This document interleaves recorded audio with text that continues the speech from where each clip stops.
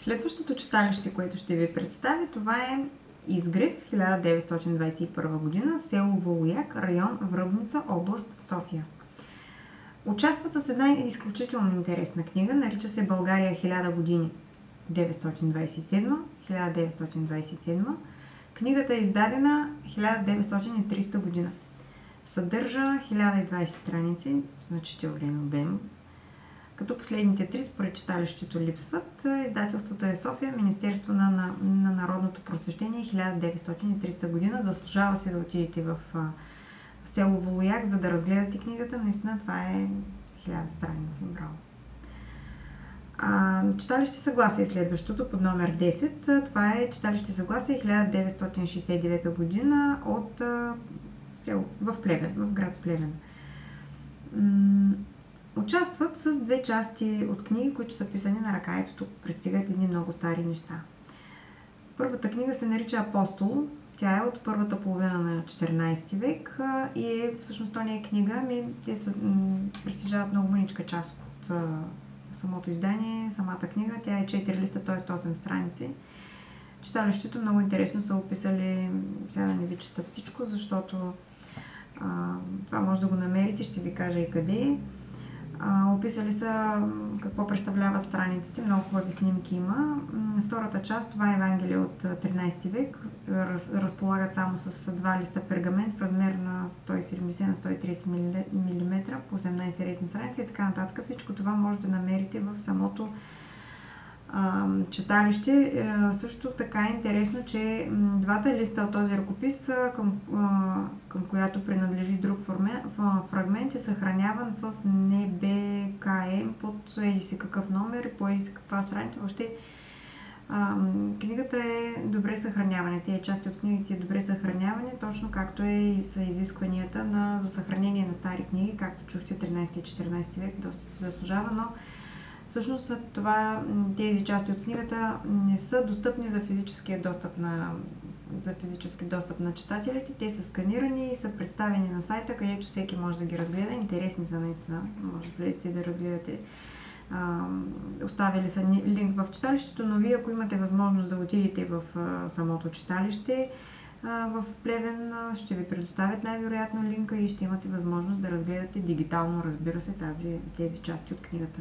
13-14 век наистина се заслужава, но това всъщност не е книга, това е част от книга и тя не може физически да бъде предоставена на читателя, което всъщност идеята е читателя да се докосне дори физически до самата книга. Следващото читалище е Народно читалище Правда от 2010 година, село Горски Сеновец, община Стражица. Всъщност това е най-младото читалище, което участва и то пък има доста стара книга от 1899 година. Книга, която е отпечатана във Варна, в скоропечатница Зора от П.Н. Икономов. Името на книгата е Морски труженици от Виктор Юго с портрет на автора и 16 рисунки. Наистина се заслужава да я разгледате. Просто наистина се заслужава тия стари книги, които притежават читалището, да имате възможност да отидете, да видите, да ги... Те като възрастен човек, пълен с мъдрост най-вероятно. Но аз във Варненските читалища със сигурно ще отида да видя книгите. Така, библиотека Любомир Кънчев при Народно читалище Николай Хайтов от 1936 година в София. Това е всъщност единственото читалище, единствената библиотека, която участва с видеоклип, който е направен за книга. Книгата е Жизнь, животна их. На руски това е всеобща история на животинското царство в 2 тома, първи и втори, от Алфред Прем. Книгата е преведена директно от немски оригинал в 1874 година, издадена в Санкт-Петербург. Следващото читалище, това е Народно читалище Искра от 1964 година, Западен парк в София. Участват с една книга, която е издадена 1824 година. Всъщност, тя е издадена 1925 година, моя грешката, но се нарича Сборник доктор Петър Берон по случай 100 годишнината на рибния буквар 1824, тук се заблудих, под редакция на доктор Христо Негенцов и Н.Т. Балабанов, издадена в София 1926 година. както разбрахте от самото заглавие, по случай 100 годишнината на Рибния буквар. И последното читалище, което дойде буквално в последния момент, това е Народно читалище Христо Смирненски, 1946 година, отново от Варна. Книгата се нарича Български тълковен речник и е първият цялостен речник на българския книжовен език. Издадена е от Държавно издателство Наука и изкуство 1963 година. Наистина, може би, трябва да се даде нужното уважение на този първи цялостен речник на българския книжовен език. Не са описали колко страници е книгата, но е доста значително произведение. И сега най-накрая да ви разкажа за победителя. Победителя е Народно читалище Христо Ботев от 1928 година, село Обретеник, Русенско. И реално това читалище ни изпрати един доста така голям списък на стари книги. Така че, ако имате наистина път към село Обретеник, Русенско, се заслужава да отидете да видите доста стари книги, които читалището ще ви съпроводи, ще ви покаже. Книгата, с която участват, се нарича Писма за някои си мъчноти в българското правописание от Гаврил Кръстевич. Наистина много интересно. Би било много интересно, предполагам. Аз също бих искала да видя. Ще го направя, разбира се. Книгата е издадена 1858 година. Това пише на титулната страница от книгопечатница Д. Цанков и Б. Мирков в Цариград, Галата. Книгата е дарена на читалището през 2024 година от Тодор Билчев. Между другото, ние ще снимаме клип за тази книга. Ще отидем до село Обретеник и от читалището си обещаха да се обадят на господина, който е направил дарението, Тодор Билчев. Оказа се, че е български поет и писател.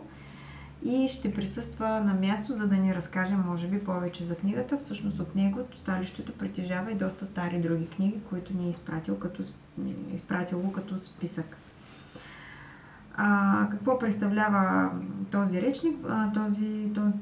Тези писма за някои си мъчноти в българското правописание. Върху 52 страници в епистоларен стил авторът разглежда под формата на 6 писма основните особености в историческия развой на българския език, които влияят върху неговото правилно книжовно изписване или правопис.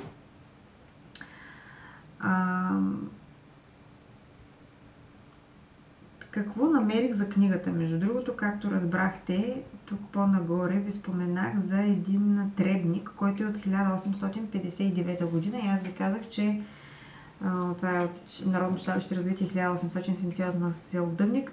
Почти си мислехме до края, че това всъщност ще бъде най-старата книга, която кандидатства. Това е книгата, която е издадена в Османската империя, но разрових се да търся за тези мъчноти в българското правописание. Според История на България, том 6, Българско възраждане 1856-1878 година, на страница 642 пише, че книгата е издадена 1959 година от Гавраил Б. Кръстевич в Цариград. Книгата е написана 1844, но издадена по-късно. Сега, ако книгата действително се съобразявам с това, което пише в архивите, че е издадена 1859 година от Кръстевич, тя би могла да оспорва требника, който ви прочетах издаден с разрешението на Османската империя, но на титулната страница на книгата пише, че е издадена през 1858 година, с което ние трябва да се съобразим с книгата.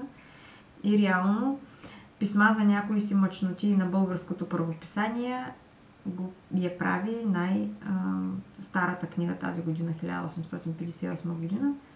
Е най-старата книга всъщност, която участва в нашия конкурс. Конкурсът беше обявен миналата година на 23 април на деня на книгата. Приключи тази година на 23 април на деня на книгата. Като, както обещахме, в няколко поста в Facebook групите ние дадохме информация за това, кои читалища са участвали и кое читалище е спечелило. Читалището вече притежава, вече се взе някои от наградите. Какво предстои по-нататък? Предстои, както сме обещали в сайта, да подарим на читалището всички книги, които са наше издателство. От мен, като творец, освен писател и творец, аз правя картини отплетени на една куканишки. Съм направила една картина, която бих искала да подаря на читалището. Изразява това, че всъщност светлината, която идва в нашия ум, в нашите глави, тя идва по-голямата си част от книгите, които бихме могли да намерим в тези малки мистерии. Читалищата, както аз обичам, малки мистерийни центрове, както аз ги обичам да ги наричам на територията на България, тъй като читалището е уникална институция. И другото, което като подарък ще получи самото читалище, това е да отидем на място, да разгледаме читалището, да ви запознаем с него, да ви запознаем с книгата и също с читалищните дейци и с този писател, който е направил дарението.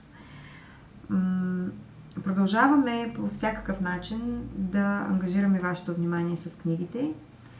Много благодарим на всички 14 читалища и библиотеки, които взеха участие в конкурса. Радвам се, че той предизвика интерес. Това, което споделиха самите читалищни дейци, че в началото им било така малко тягостно да тръгнат да търсят стари книги, да се ровят в някакви стари страници, но всъщност са излезли много интересни истории, за което те разказаха, когато се свързах с тях лично да им благодаря за участието в конкурса.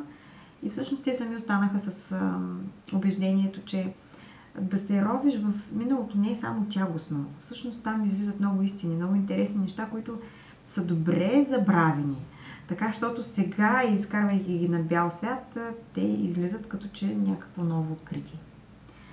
Така че продължаваме да издаваме книги, продължаваме да търсим най-старата книга, може би ще търсим по-нататък най-старата детска книжка или най-старата книжка с цветни илюстрации, но идеята е да върнем българските книги на българските читатели. Благодаря ви много!